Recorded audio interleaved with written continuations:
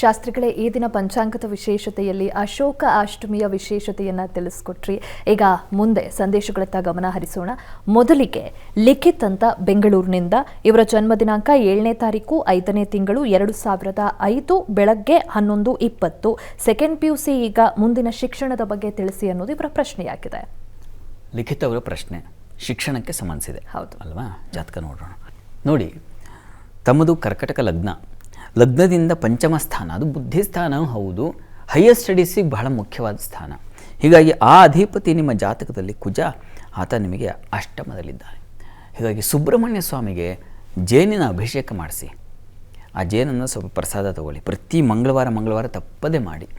ಒಳ್ಳೆ ನಿಮಗೆ ಬಲ ಬೇಕು, ಒಳ್ಳೆ ಏನು ಬುದ್ಧಿವಂತಿಕೆ ಬೇಕು, ಮುಂದೆ ಚೆನ್ನಾಗಿ ಸ್ಟಡೀಸ್ ಮಾಡಬೇಕು ಅಂದರೆ ಅದನ್ನು ನೀವು ಮಾಡಿದ್ರೆ ಬಹಳ ಒಳ್ಳೆಯದು. ನಿಮಗೆ ಶುಕ್ರ ತುಂಬ ಚೆನ್ನಾಗಿದ್ದಾನೆ. ಹೀಗಾಗಿ ಡಿಸೈನಿಂಗ್ ಫೀಲ್ಡ್ಗಳನ್ನ ಆಯ್ಕೆ ಮಾಡಿಕೊಂಡ್ರೆ ತುಂಬ ಚೆನ್ನಾಗಿರ್ತೀರ.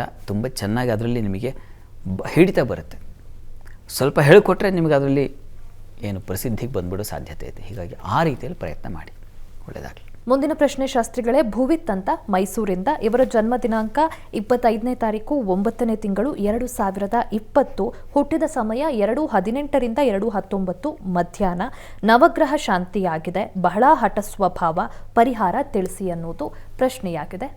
ಭುವಿತ್ ಅವರ ಪ್ರಶ್ನೆ, ಹಠ ಸ್ವಭಾವ ಇದೆ, ಏನು ಮಾಡೋದು ಅಂತ. ಹೌದು ಅಲ್ವಾ? ಜಾತಕ ನೋಡೋಣ. ನೋಡಿ, ಇದು ಜಾತಕ ಪರಿಶೀಲಿಸಿದ್ರೆ ಇದು ಮಕರ ಲಗ್ನ. ಲಗ್ನದಲ್ಲಿ ಶನೈಶ್ಚರ ಇದ್ದಾನೆ. ಸ್ವಚ್ಛೆ ಸ್ವಕೀಯ ಭವನೆ ಕ್ಷಿತಿಪಾಲ ತುಲ್ಯ ಅಂತ ಶಾಸ್ತ್ರದ ಮಾತು. ಮತ್ತು ಇದು ಶಶಯೋಗ, ಶಸ್ತ್ರ ಸರ್ವಜನೈಹಿ ಸಭೃತ್ಯ ಬಲವಾನ್ ಅಂತೆಲ್ಲ ಹೇಳುತ್ತೆ. ಕುಜ ಚತುರ್ಥದಲ್ಲಿದ್ದಾನೆ. ನೋಡಿಪ್ಪ, ಇದು ಒಳ್ಳೆಯ ರಾಜಯೋಗದ ಜಾತಕ. ರಾಜಯೋಗದಲ್ಲಿರ್ತಕ್ಕಂಥ ಮಗುವಿಗೆ ಸ್ವಲ್ಪ ತೀವ್ರತೆ, ಆ ಒಂದು ಹಠವು ಇರ್ತದೆ. ಹೀಗಾಗಿ ಆತಂಕ ಮಾಡ್ಕೋಬೇಡಿ ನೀವು. ಈಗ ಪ್ರಸ್ತುತ ಶುಕ್ರಾದಿತ್ಯ ಸಂಧಿಶಾಂತಿ ಇತ್ತು ನೋಡಿ, ಅದು ಕೂಡ ಆರೋಗ್ಯದ ದೃಷ್ಟಿಯಿಂದ ಮಗುವಿಗೆ ಸ್ವಲ್ಪ ತೊಡಕಾಗೋ ಸಾಧ್ಯತೆ ಕೂಡ ಇರ್ತದೆ. ಹೀಗಾಗಿ ಒಂದು ಸಂಧಿಶಾಂತಿ ಮಾಡಿಸ್ಬೇಕಾಗಿತ್ತು. ಮಾಡಿಸಿದಿರೋ ಇಲ್ವೋ ಗೊತ್ತಿಲ್ಲ. ಮಾಡಿಸಿಲ್ಲ ಅಂದರೆ ಒಂದು ಗ್ರಹಶಾಂತಿ ಮಾಡಿಸಿ, ತುಂಬ ಅನುಕೂಲ ಆಗುತ್ತೆ. ಮತ್ತು ಪ್ರತಿ ಶನಿವಾರ ಶಿವನ ಸನ್ನಿಧಾನದಲ್ಲಿ ರುದ್ರಾಭಿಷೇಕ ಮಾಡಿಸಿ. ನೀರಿನಿಂದ ಅಭಿಷೇಕ ಮಾಡ್ತಾರೆ, ಮಂತ್ರ ಸೇರ್ಪಡೆ ಆಗುತ್ತೆ ನೀರಿಗೆ, ಅದು ಮಂತ್ರ ಜಲ ಆಗುತ್ತೆ. ಆ ನೀರನ್ನು ಕುಡಿಸಿ ಪ್ರತಿ ಶನಿವಾರ ಹೀಗೆ ಮಾಡಿ, 23 ಶನಿವಾರ ಮಾಡಿ. ಇದು ತುಂಬ ಸಹಾಯವಾಗುತ್ತೆ. ನೀವು ನೋಡಿ, ಮಗು ತುಂಬ ಚೆನ್ನಾಗಿದೆ ಜಾತಕ, ಒಳ್ಳೆ ಪ್ರಸಿದ್ಧಿಗೆ ಬರುತ್ತೆ. ಯೋಚನೆ ಮಾಡೋದು ಬೇಡ, ಒಳ್ಳೆಯದಾಗಲಿ. ಮುಂದಿನ ಪ್ರಶ್ನೆ ಶಾಸ್ತ್ರಿಗಳೇ, ಕಿಶೋರ್ ಅಂತ ಯಾದಗಿರಿಯಿಂದ, ಜನ್ಮ ದಿನಾಂಕ 16ನೇ ತಾರೀಕು 4ನೇ ತಿಂಗಳು 2020 ರಾತ್ರಿ 10:15. ಆರೋಗ್ಯದ ಬಗ್ಗೆ ತಿಳಿಸಿ ಅನ್ನೋದು, ಮಗುವಿನ ಆರೋಗ್ಯದ ಬಗ್ಗೆ. ಕಿಶೋರ್ ಅವರ ಪ್ರಶ್ನೆ ಅದು ಆರೋಗ್ಯದ ಕುರಿತಾಗಿದೆ ಅಲ್ವಾ? ಜಾತಕ ನೋಡೋಣ. ಇನ್ನು ಪುಟ್ಟ ಮಗು ಅಲ್ವಾ? ಈಗ ನೋಡಿ, ಇದು ವೃಶ್ಚಿಕ ಲಗ್ನ. ಲಗ್ನದ ಅಧಿಪತಿ ಕುಜ ತುಂಬ ಚೆನ್ನಾಗಿದ್ದಾನೆ, ಬಲಿಷ್ಠನಾಗಿದ್ದಾನೆ. ಆತಂಕ ಬೇಡ. ಪ್ರಸ್ತುತ ದಶಾಕಾಲ ನೋಡಿದ್ರೆ ಈಗ ಕುಜ ದಶೆಯಲ್ಲಿ ನಡೀತಾ ಇರತಕ್ಕಂಥದ್ದು. ಶನೈಶ್ಚರ ಕಳೆದು ಈಗ ಬುಧ ಪ್ರಾರಂಭವಾಗಿದೆ. ಬುಧ ಜಾತಕದಲ್ಲಿ ನೀಚನಾಗಿದ್ದಾನೆ. ಆತನೇ ಅಷ್ಟಮಾಧಿಪತಿ. ನೋಡಿ, ಒಂದು ಬುಧ ಗ್ರಹ ಶಾಂತಿ ಮಾಡಿಸಿ, ಶೀಘ್ರದಲ್ಲಿ ಮಾಡಿಸಿ, ಅನುಕೂಲ ಆಗಬೇಕು. ಸ್ವಲ್ಪ ನೋಡಿ, ಅಷ್ಟಮಾಧಿಪತಿ ಕಾಲದಲ್ಲಿ ಅದು ಈ ಲಗ್ನಕ್ಕೆ ಬುಧ ಸ್ವಲ್ಪ ಮಾರಕ ಅಲ್ವಾ?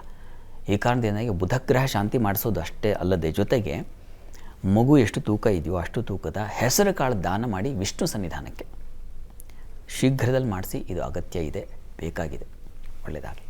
ಮುಂದಿನ ಪ್ರಶ್ನೆ ಶಾಸ್ತ್ರಿಗಳೇ, ಶಿವಯೋಗಿ ಅಂತ ಬೆಳಗಾವಿಯಿಂದ, ಜನ್ಮ ದಿನಾಂಕ 11ನೇ ತಾರೀಕು 5ನೇ ತಿಂಗಳು 1990 ಸಂಜೆ 6:30.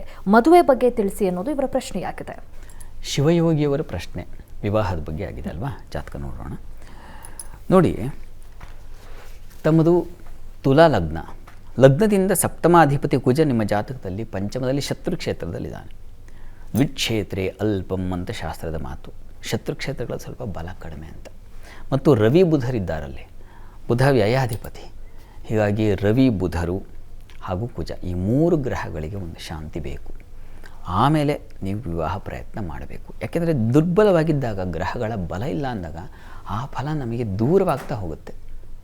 ಹೀಗಾಗಿ ಗ್ರಹ ಶಾಂತಿ ಬೇಕು. ಈಗ ನಿಮಗೆ ರಾಹುವಿನ ಕಾಲ ನಡೀತಾ ಇದೆ. ಶುಕ್ರ ದಶೆಯಲ್ಲಿ ರಾಹುವಿನ ದಶಾನಾಥ ಅವನೊಬ್ಬ ಚೆನ್ನಾಗಿದ್ದರೆ ಸ್ವಲ್ಪ ಮಟ್ಟಿಗೆ ನಮಗೆ ಅನುಕೂಲ ಆಗುತ್ತೆ. ಲಗ್ನಾಧಿಪತಿಯ ಒಂದು ಕಾಲ ನಡೀತಾ ಇದೆ, ಅವನು ಚೆನ್ನಾಗೂ ಇದ್ದಾನೆ.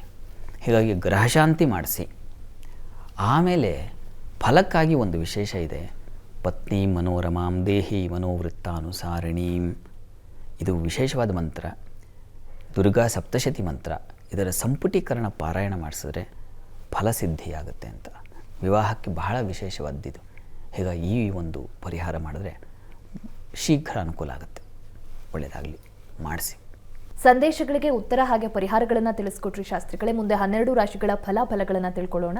ಅದಕ್ಕೂ ಮುಂಚೆ ಒಂದು ವಿರಾಮ ತಗೊಂಡು ಬರೋಣ. ಜಾತಕ ಫಲ ವಿಶೇಷ ಕಾರ್ಯಕ್ರಮ ಮುಂದುವರಿಯುತ್ತೆ ಪುಟ್ಟ ವಿರಾಮದ ಬಳಿಕ.